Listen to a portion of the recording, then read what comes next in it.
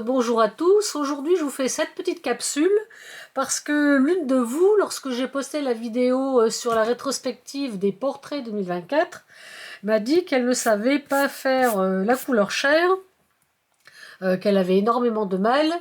Donc, je vais vous donner quelques indications qui sont tout à fait personnelles, des indications que j'ai pour savoir quelles étaient les couleurs dont on a besoin. Donc d'abord il en faut que 3. Ça je les ai glanées à gauche à droite en regardant les vidéos sur YouTube. Mais pour autant, je vais vous parler de quelqu'un qui expérimente ça. Je ne suis pas prof, je ne vous donne pas de conseils, je vous parle juste de mon expérience pour faire la couleur chair des portraits, rien de plus. Voilà. Alors, ceci dit, vous pouvez vous munir d'un pot d'eau, d'un pinceau, là c'est un 8 je crois, ou un 6, peu importe, hein, moi je vous fais juste le test, je vous dis le matériel que je prends. Je travaille essentiellement avec l'aquarelle Sennelier ou Kurotake et Genzai. Donc j'ai choisi les 3 couleurs que je vais vous présenter et leur équivalent dans la palette Kurotake. Voilà. J'ai fait des petits tests hier que je vous montrerai, que je vous expliquerai après. Et puis je vais vous montrer comment avec les 3 couleurs, on obtient des bruns chauds, des gris, des roses pâles, etc., etc. Alors, la première chose, évidemment, j'oublie l'essentiel, qui est une assiette blanche pour faire les mélanges. Donc, je vais pousser l'eau, parce que ça ne sera pas essentiel à la vidéo. Voilà. Hop, je réinstalle tout correctement. Et je vous mets ça là. Ça, je vais le mettre là. J'aime bien l'avoir à droite, puisque je suis gauchère. Enfin, je suis droitière, pardon. Je dis des bêtises en plus. Voilà. Donc, une assiette blanche, pas transparente, mais blanche, genre arc-opale ou... ce que vous voudrez du moment que c'est blanc. Des fois pour faire beaucoup de jus, je prends des petites coupelles comme ça qui restent claires, même si elle est mouchetée. J'ai acheté ça chez Emma l'année dernière. C'est 2,50 € la coupelle. Voilà, c'est très pratique, ça se rince bien. Et donc là, on va passer à la couleur. Alors, les couleurs qui sont utilisées, c'est chez Sennelier évidemment, c'est le bleu outre-mer français, la couleur 314, la couleur 675 qui est un rouge vermillon français, et enfin l'ocre jaune qui est la couleur 252. Donc, on va tester. Alors moi ce que j'aime bien, je vais vous expliquer. Pour rincer, vous faites ça, et là vous enlevez toute l'eau de votre pinceau. Quand vous avez une couleur sur votre pinceau, que vous voulez atténuer la couleur, vous faites un petit trempage direct et une seule fois vous essorez sur le bord. Voilà, et ça va vous donner la couleur diluée. Si vous voulez continuer à les diluer, vous retrempez sans secouer une deuxième fois votre pinceau et vous rincez, vous enlevez l'excédent d'eau en frottant légèrement sur le bord. Voilà. J'ai une amie à qui j'ai donné un cours à distance qui n'arrête pas de me dire oui mais moi mon aquarelle est trop foncée. Bah, elle est trop foncée pourquoi? Parce que quand je lui ai fait acheter justement de la Sennelier extra fine comme celle que vous avez ici, si vous ne la diluez pas suffisamment, ça vous obtenez un jus très très dense. Donc là je vais vous faire un jus dense, voilà. Vous voyez la densité du jus. Voilà, hop. Alors là, je rince, je secoue mon pinceau. Je vais aller chercher du rouge. Voilà, vous avez un jus qui est très rouge. Alors, il y a de l'eau sur mon pinceau. Donc, je vais l'essorer. Voilà mon rouge. J'essore. On secoue le pinceau. Et je vais chercher de l'ocre jaune que je vais mettre ici. Voilà. Alors, lui, il est un petit peu moins dense. Donc, je vais en mettre un petit peu plus. Et voilà. Voilà, donc, si vous utilisez vos aquarelles comme ça, effectivement, vous n'avez pas la transparence. Ça ressemble presque à qu'on appelle ça, à de la gouache. Là, l'intérêt de l'aquarelle, c'est pas de faire de la gouache, c'est de faire de l'aquarelle. Alors, on va commencer les mélanges. Comment obtenir donc une couleur peau comme cette gamme-là, par exemple. Vous voyez, j'ai fait des essais hier. ouais, je vais le faire refaire devant vous. Et vous voyez toutes les tonalités qu'on peut obtenir. Voilà, ici, à partir d'un premier mélange, et ensuite en diluant. Et ici, à partir de plusieurs mélanges. Alors, on va commencer avec le bleu. On va prendre un peu de bleu et une pointe de rouge. Donc, ça va vous donner déjà un violet. Un violet gris. Je trempe une fois, je rince pour enlever l'excédent d'eau. Voilà, je recommence. Alors sur des portraits, on peut avoir besoin de faire une cerne un peu plus bleutée. Et puis même des fois de faire le portrait plutôt bleuté, dans les tons bleutés, parce que ça va donner un peu du drame au visage. D'accord? Alors, dans ce... On va prendre ensuite, on va me prendre du bleu. Bon, évidemment, il va falloir que je remélange à un moment donné. Alors, je vais en prendre un tout petit peu ici. Hop.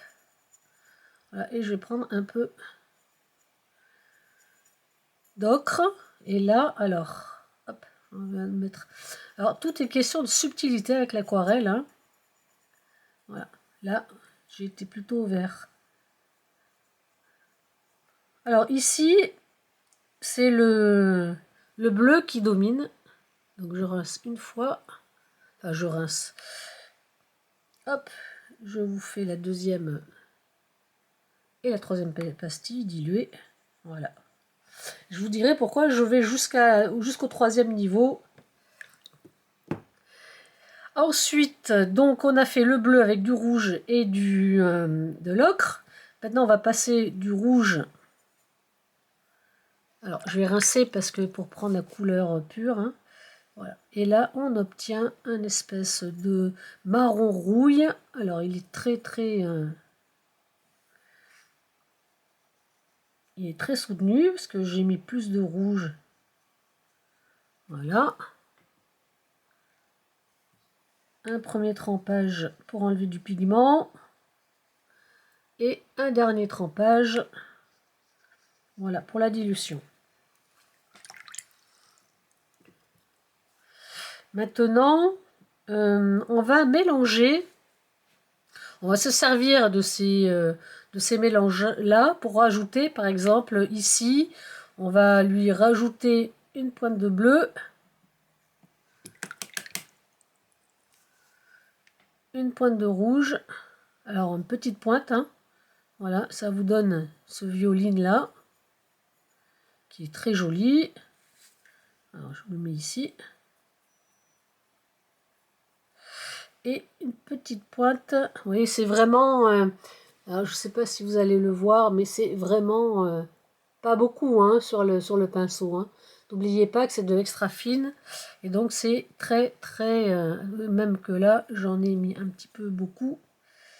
Voilà, donc je vais le mettre ici. Vous voyez, vous obtenez un espèce de brun chaud. Alors, il est chaud parce que vous avez justement du jaune ocre dedans. Donc lui, je vais le faire descendre la couleur. Et vous obtenez un brun rose, nécessairement parce que vous avez mis du jaune et du bleu. Du bleu? Oui, j'ai mis du bleu. Voilà. Alors, on va reprendre. D'ailleurs, on va le mettre là-dessus. Hop. Je profite que j'ai du rouge ici. Je vais le mélanger. Allez, je vais les mélanger tous les deux. Donc là, on avait vu qu'on obtenait ce marron rouille ici. Et là, on va mettre une toute petite pointe. Alors vraiment, regardez, hein, c'est vraiment minuscule. Voilà, et je la mélange. Alors, c'est pas assez. J'en remets. Comme je vous le disais tout à l'heure, c'est vraiment toujours une question de dosage.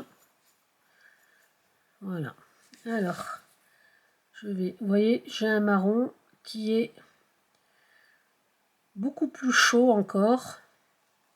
On sent qu'il est plus rouge. Je le dilue. Et je lui enlève encore des pigments.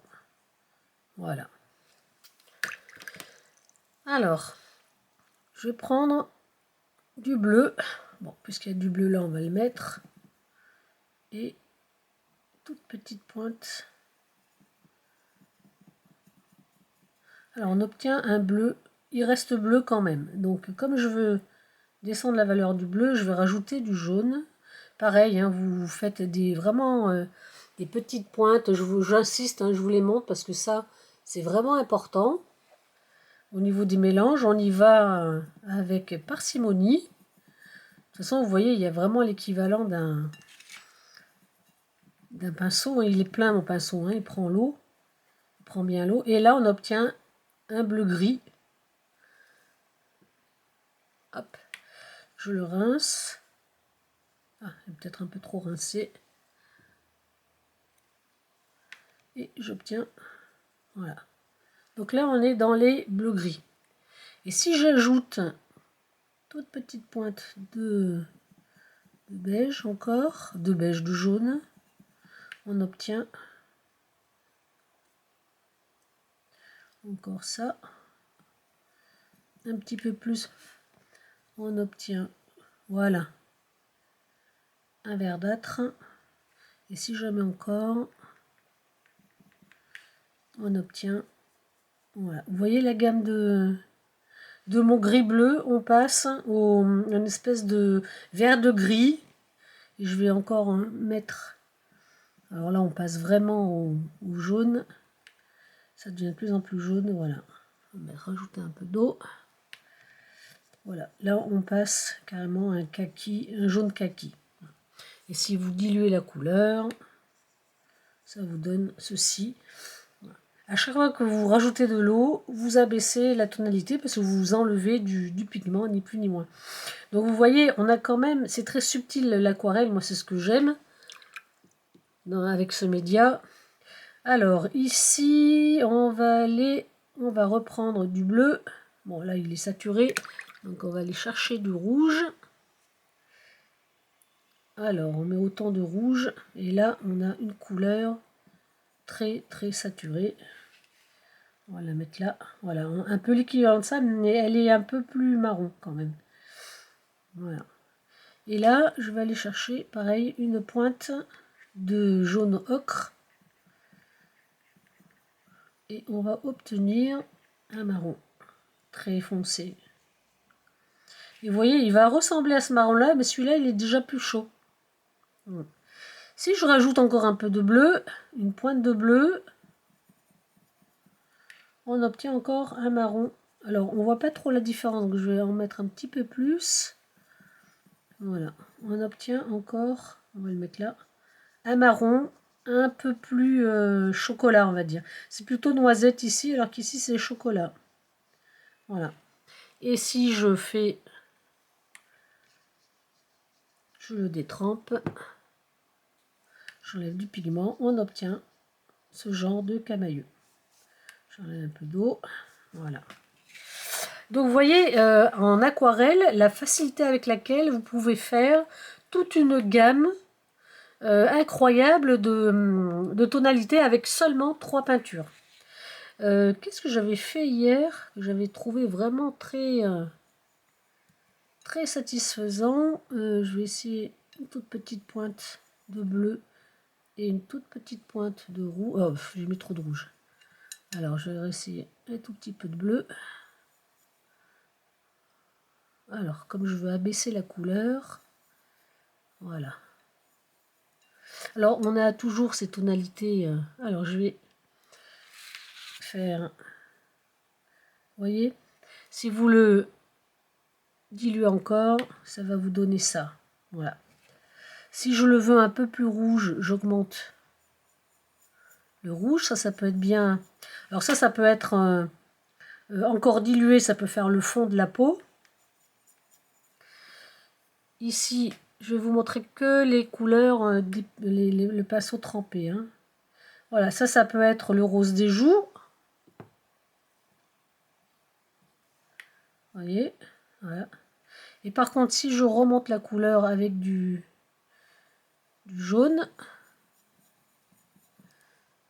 hop,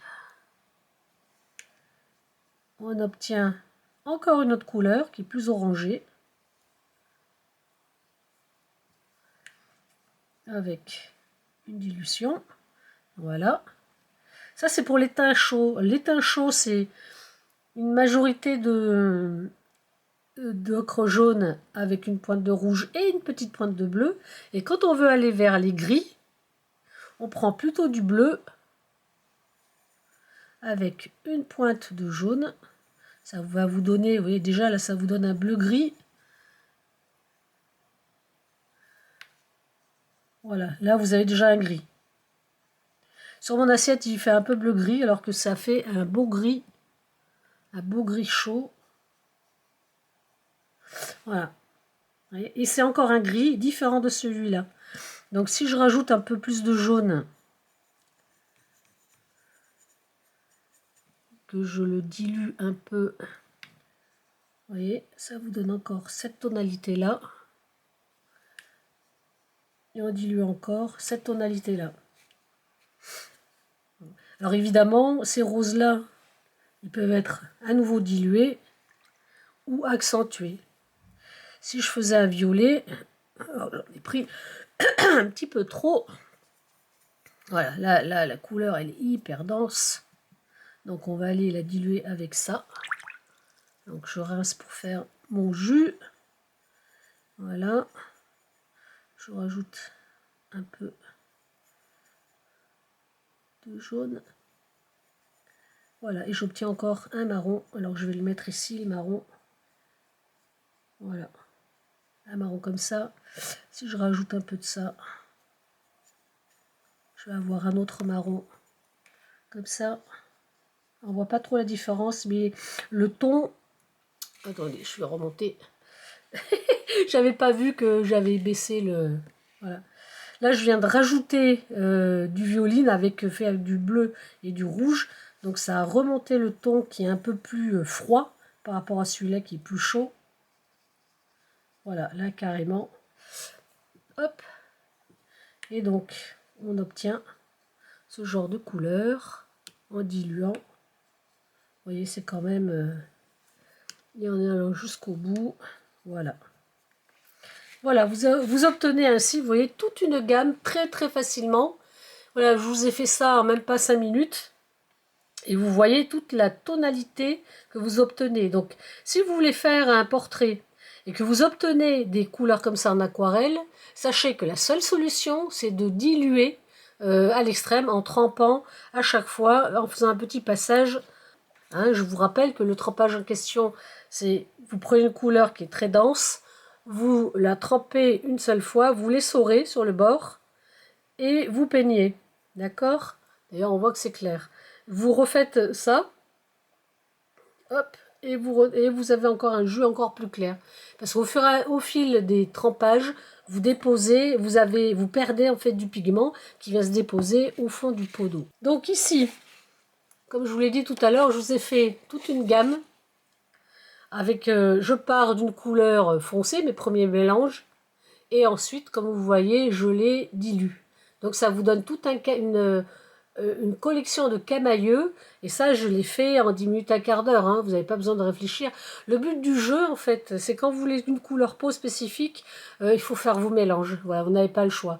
Ou alors vous achetez une couleur qui a un rose peau, je crois que j'ai en acrylique, non c'est un light orange, j'ai pas de couleur peau, mais selon les marques, ils vous mettent couleur peau, rose peau ou beige peau, voilà. Mais même ces couleurs-là déjà prêtes, l'intérêt, par exemple en acrylique, c'est que vous allez continuer à les diluer avec du blanc ou les mélanger avec un peu plus de rouge ou un peu plus de bleu, selon comme vous voulez faire évoluer votre couleur de base. Sachant que selon la surface que vous allez devoir couvrir, vous allez prendre évidemment un pinceau plus ou moins large.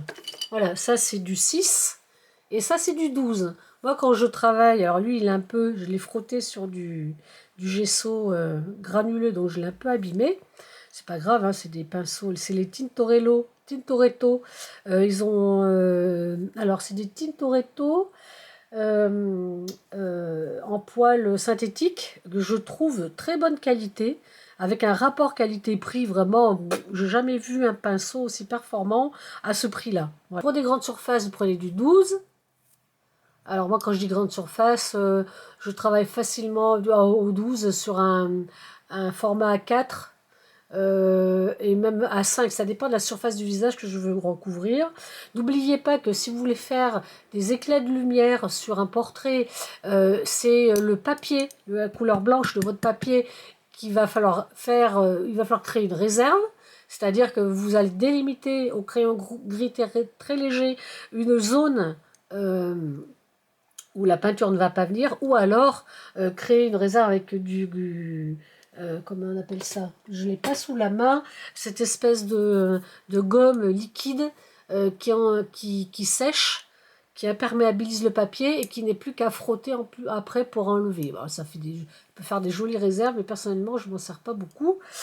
Donc, en revenant à nos boutons, donc ici, je vous remontre cette gamme de couleurs, sachant que les couleurs peau, vous allez piocher dans cette gamme-là, et c'est pour ça que je vous ai amené les couleurs vers des camailleux, parce que plus vous allégez votre couleur, et mieux c'est.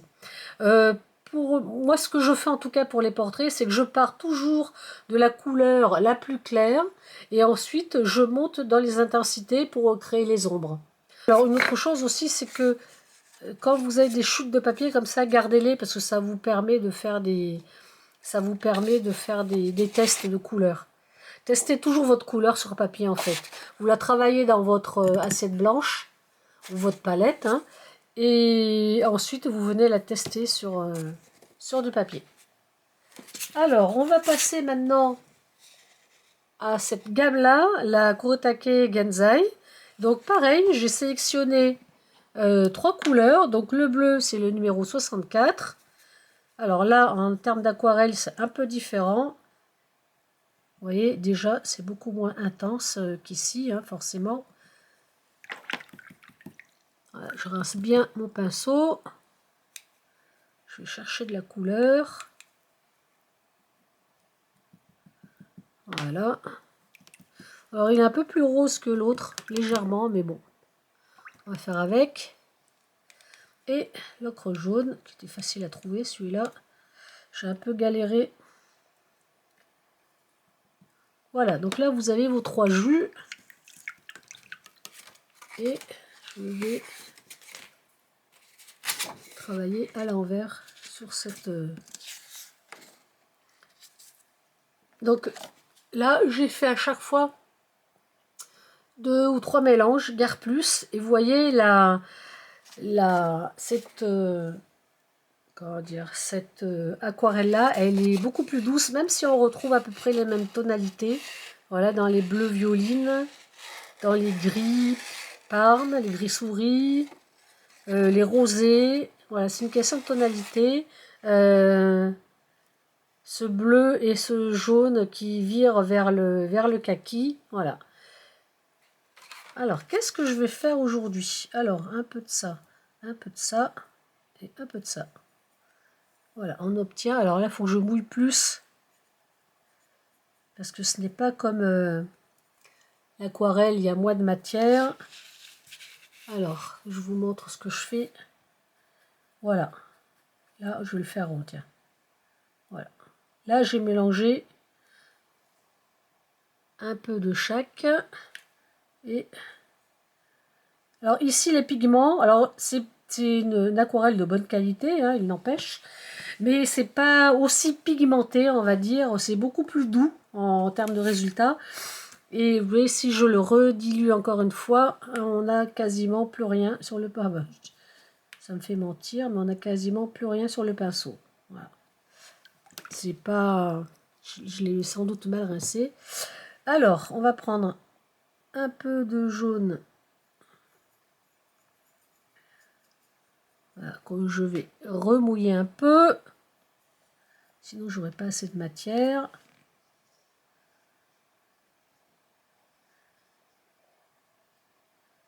Voilà. L'ocre jaune et le bleu.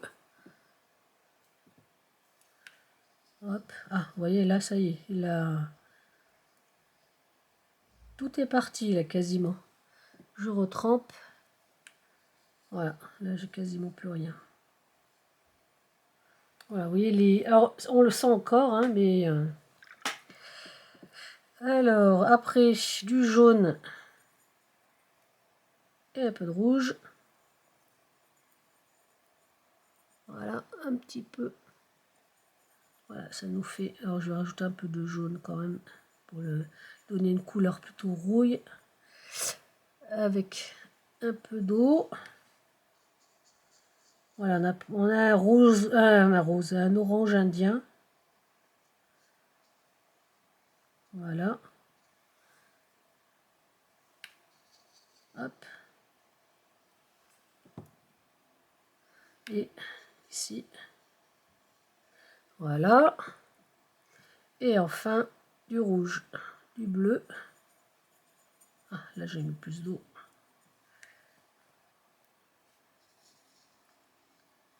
Voilà. Hop. Et on redilue une dernière fois. Voilà. Alors ici, je vais mettre... Voilà, et je vais rajouter un tout petit peu de jaune. Alors un petit peu plus. Voilà, donc avec cette peinture-là, c'est beaucoup plus délicat. Je rajoute un peu d'eau. Voilà, et là on obtient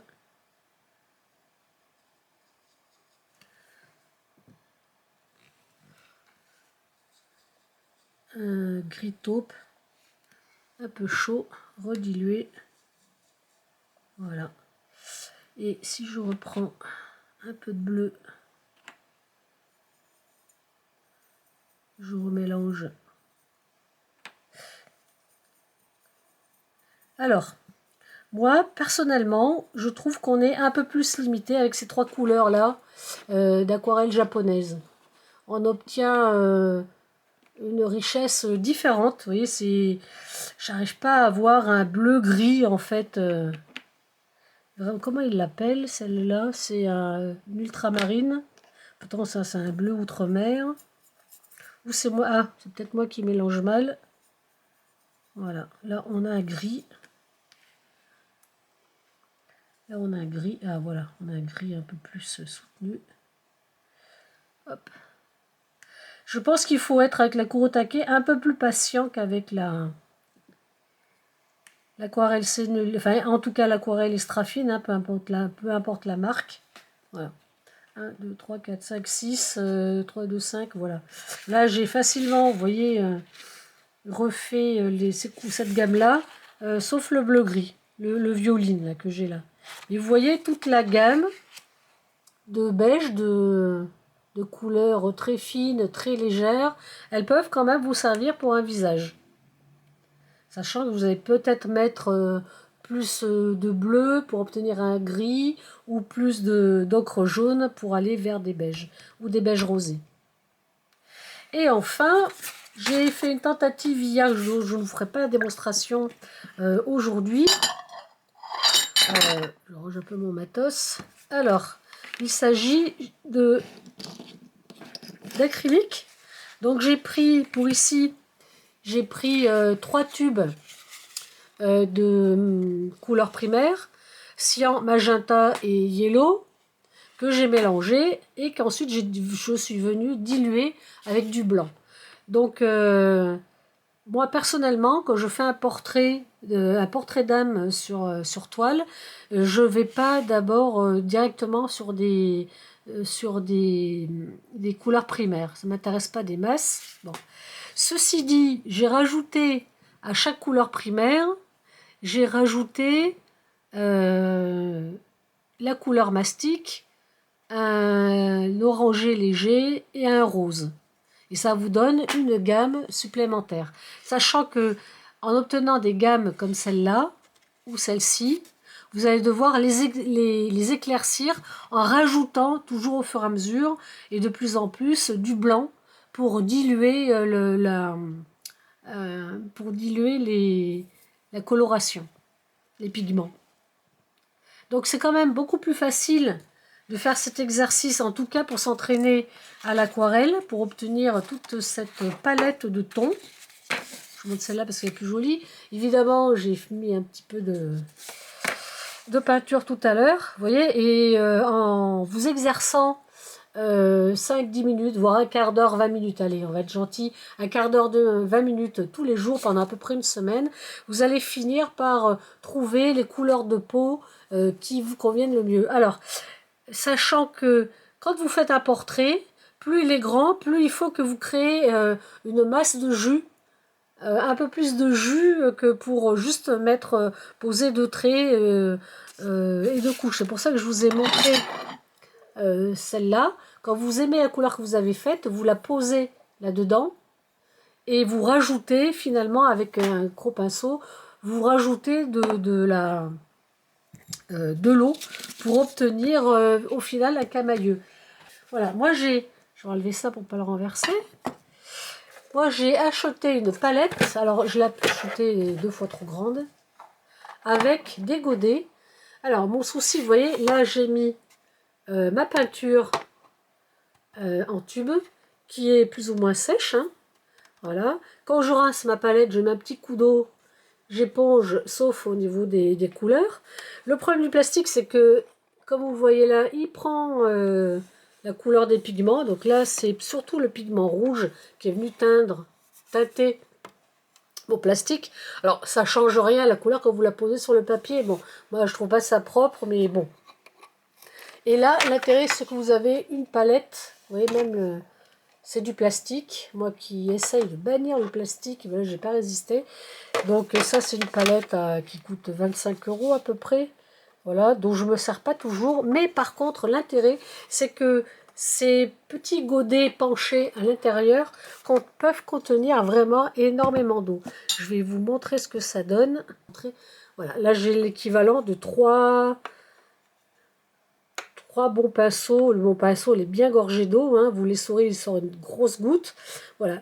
Donc quand vous créez une couleur, vous la créez foncée. Une fois que vous l'avez testée sur un papier à force de le diluer, vous allez rajouter de l'eau pour avoir une quantité de jus suffisante pour faire votre portrait. Parce que si vous tombez en panne de ce jus que vous n'avez fait qu'un tiers du visage, ça va être très long d'aller retrouver la même couleur de jus. Parce que c'est vraiment, chaque mélange crée des tonalités différentes. Voilà, donc prévoyez plutôt beaucoup de matière, d'eau colorée, dans le jus qui vous plaît, dans la couleur qui vous plaît. Si vous en avez trop, bah, après vous rincez et vous jetez. Mais au moins, pour faire par exemple le fond, si vous devez partir sur une couleur très très douce comme celle-ci, ou comme celle-ci, voilà, vous pourrez toujours ensuite rajouter des pigments pour la foncer au fur et à mesure. Moi, en général, une fois que j'ai fait le fond, je reprends de la matière que je mets dans un autre godet et je commence à foncer ou avec un bleu, ou avec un rouge, ou avec un tout petit peu des 3 couleurs. Voilà, vous créez comme ça vos couleurs de peau. Donc, j'espère que cette petite démonstration avec de l'aquarelle sennelier et la cour au taquet en 3 godets vous ont plu, que vous allez avoir envie d'expérimenter. Et n'oubliez pas que pour réussir quelque chose, eh ben, il faut mettre la main dans le cambouis et y aller, quoi. Il n'y a pas d'autre choix. J'ai fait comme ça, tout le monde fait comme ça.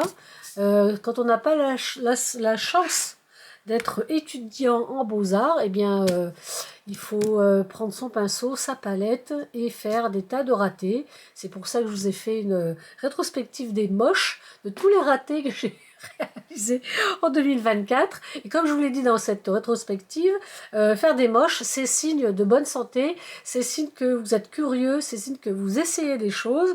Bah, si ça foire, bah, tant pis. De toute manière, on tire toujours un enseignement de tout ce que l'on fait, que ce soit réussi ou pas.